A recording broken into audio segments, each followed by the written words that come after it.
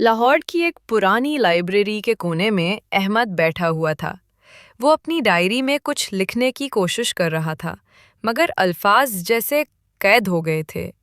اچانک دروازہ کھلا اور ایک ہلکی خوشبو کمرے میں پھیل گئی۔ ایک لڑکی اندر داخل ہوئی، سفید شال میں لپٹی، ہاتھ میں ناول اور آنکھوں میں سکون۔ احمد نے پہلی بار محسوس کیا کہ خاموشی بھی بولتی ہے۔ وہ بس اسے دیکھتا رہا، جیسے وقت رک گیا ہو۔ لڑکی کتاب واپس کرنے آئی تھی۔ احمد نے ہمت کر کے کہا، یہ ناول تو ختم ہو گیا، لیکن کیا آپ نے کبھی اپنی کہانی لکھی ہے؟ لڑکی مسکرا کر بولی، میری کہانی؟ نہیں، شاید ابھی شروع بھی نہیں ہوئی۔ احمد نے ڈرتے ڈرتے کہا، شاید وہ کہانی آج سے شروع ہو سکتی ہے۔ لڑکی نے چونک کر اسے دیکھا، آنکھوں میں شرم اور تجسس دونوں تھے۔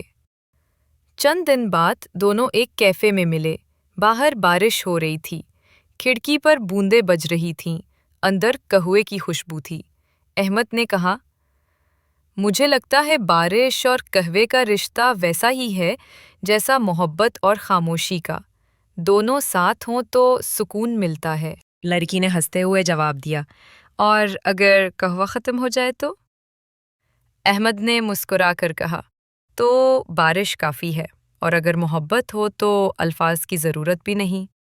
یہ سنتے ہی لڑکی کا چہرہ سرخ ہو گیا۔ دن گزرتے گئے، وہ دونوں کتابوں، خوابوں اور کہانیوں میں کھو گئے۔ احمد نے اپنی ڈائری میں ہر ملاقات لکھنا شروع کر دی۔ ایک دن لڑکی نے ڈائری دیکھ لی، اس میں ایک جملہ لکھا تھا، وہ میری کہانی کی ہیروئن نہیں، میری زندگی کی حقیقت ہے۔ لڑکی کی آنکھوں میں آنسو آ گئے۔ احمد نے گھبرا کر کہا، اگر یہ زیادہ تھا تو میں یہ صفحہ پھاڑ دیتا ہوں۔ لڑکی نے ڈائری بند کر دی اور آہستہ سے بولی، کہانیاں کبھی ادھوری نہیں ہوتی احمد، اور نہ ہی میں چاہتی ہوں کہ تمہاری کہانی ادھوری رہے۔ چند مہینے بعد وہی پرانی لائبریری، وہی کونا، لیکن منظر نیا تھا۔ اس بار احمد اکیلا نہیں بیٹھا تھا، اس کے سامنے وہ لڑکی بیٹھی تھی، اب اس کی شریک حیات۔ بارش پھر ہو رہی تھی، کھڑکی کے شیشے پر بوندیں پھر رقص کر رہی تھیں۔ احمد نے قلم اٹھایا اور اپنی ڈائری میں لکھا، آج میری کہانی مکمل ہو گئی، لیکن محبت کی کہانی کبھی ختم نہیں ہوتی۔ شادی کو ایک دن ہوا تھا، کمرے کی کھڑکی سے نرم دھوپ اندر آ رہی تھی اور باہر ہلکی بارش ہو رہی تھی، جیسے قدرت نے بھی ان کی محبت کو دعائیں دی ہوں۔ احمد نے آنکھیں کھولی تو دیکھا وہ لڑکی، اب اس کی بیوی، شال اوڑھے کمرے میں قرآن پڑھ رہی تھی۔ اس کی آواز میں سکون تھا، جیسے دل پر مرہم رکھ دیا ہو۔ احمد نے مسکرا کر کہا، تم جانتی ہو، آج پہلی بار مجھے لگا کہ میری ہر دعا پوری ہو گئی ہے۔ لڑکی نے شرما کر جواب دیا، اور مجھے لگتا ہے کہ میں اپنی پہلی کہانی کی ہیروئن بن گئی ہوں۔